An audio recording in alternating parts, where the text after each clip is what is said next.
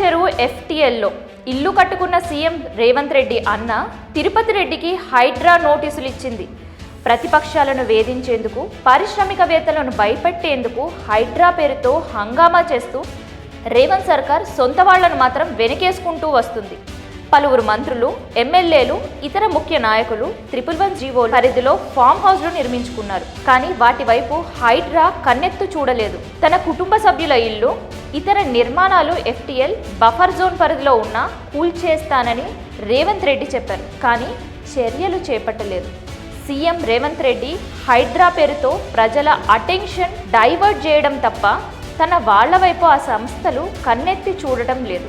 అందుకే Telugu scribe channel బుధవారం special story ప్రసారం చేసింది.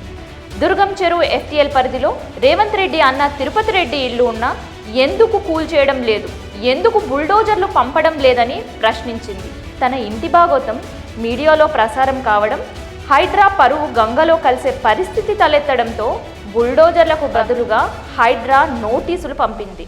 షేర్లింగంపల్లి తహసీల్దార్ గురువారం నోటీసులు ఇచ్చారు. 30 రోజులుగా అక్రమ నిర్మాణాన్ని తొలగించాలని ఉత్తర్వుల్లో స్పష్టం చేశారు.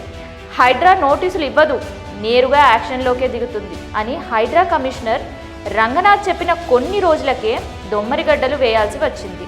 వద్దనుకున్నా నోటీసులనే ఇవ్వాల్సి వచ్చింది. ఎంతైనా సీఎం అన్న కదా, బుల్డోజర్లు పంపాలంటే గట్స్ ఉండాలి కదా.